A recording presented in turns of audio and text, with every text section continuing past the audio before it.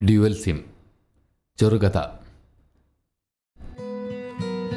2013 June 3 ചൊവ്വാഴ്ച. കാലവർഷം എല്ലാ കൊല്ലത്തേക്കാളും ഇത്തവണ അധികമാണ്. അതുകൊണ്ട് ഇന്നും കളക്ടർ സ്കൂളിന് അവധി പ്രഖ്യാപിച്ചു.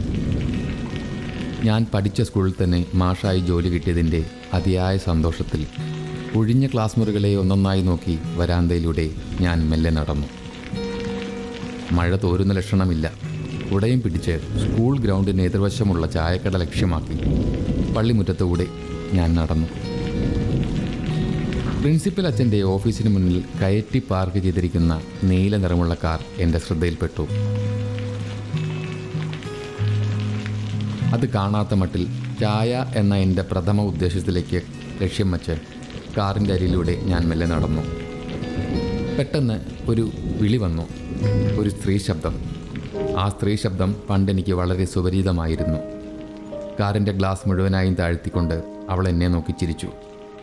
മഴയത്ത് അവളുടെ മുഖം അവ്യക്തമെങ്കിൽ കൂടെ തന്നെ ഒറ്റ നോട്ടത്തിൽ തന്നെ എനിക്ക് ആളെ മനസ്സിലായി.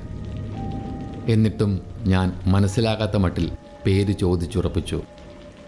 അതിന് മറുപടി എന്നോണം അവൾ പറഞ്ഞു, "ഓ, മറന്നിട്ടില്ല. പ്രിൻസിപ്പൽ അച്ഛൻ പറഞ്ഞു താനിപ്പോൾ ഇവിടെ ജോയിൻ ചെയ്തു എന്ന്.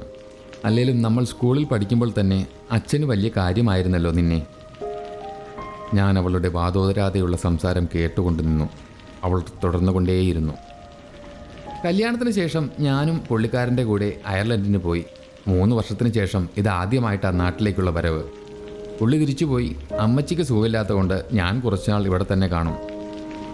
അസൂയ മൂത്തതുപോലെ മഴയ്ക്ക് ശക്തി കൂടി. മഴത്തുള്ളികൾ കുടയിൽ തട്ടി ഉണ്ടാകുന്ന ശബ്ദം കാരണം അവൾ പിന്നീട് പറഞ്ഞത് പകുതിയും എനിക്ക് മനസ്സിലായില്ല. തന്നെ കാണുമ്പോൾ തരാനായി കരുതി വച്ചിരുന്നതാണ് ഈ പൊതി. ഒരു പൊതി എൻ്റെ നേർക്ക് നീട്ടിക്കൊണ്ട് അവൾ പറഞ്ഞു. ഉച്ചയൂണിന് ശേഷമാണ് ഞാൻ ആ പൊതി തുറന്നു നോക്കിയത്. ഒരു പെർഫ്യൂം, പിന്നെ ഒരു മൊബൈൽ ഫോൺ, ഇടത്തരം വിലയുള്ള ഒരു ഡ്യുവൽ സിം ഫോൺ, പിന്നെ കുറേ ചോക്ലേറ്റുകൾ. പ്രിൻസിപ്പൽ അച്ഛനോട് ചോദിച്ചിട്ട് അല്പം നേരത്തെ തന്നെ സ്കൂളിൽ നിന്നും ഇറങ്ങി. സ്കൂൾ പരിസരത്ത് നിന്നും അല്പം ദൂരെ മാറി ഒരു മൊബൈൽ കടയിൽ ചെന്ന് പുതിയൊരു സിം കണക്ഷൻ എടുത്തു. ഭാര്യ അറിയാതെ വീട്ടിൽ കൊണ്ടുപോയി അത് ഭദ്രമായി സൂക്ഷിച്ചു വച്ചു.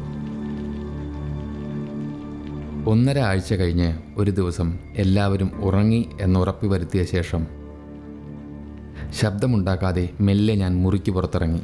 അപ്പോൾ എനിക്ക് കൂട്ടായി മഴയും പെയ്തു തുടങ്ങി.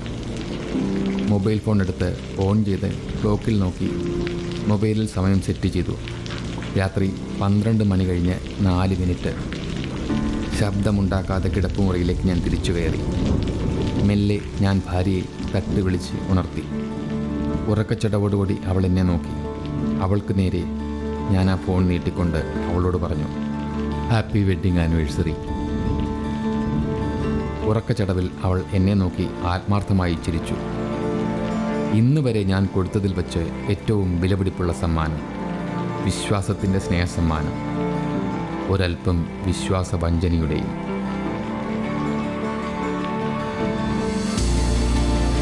ഡ്യുവൽ സിം ചെറുകഥ. കഥ വിവരണം സത്യരാജ്.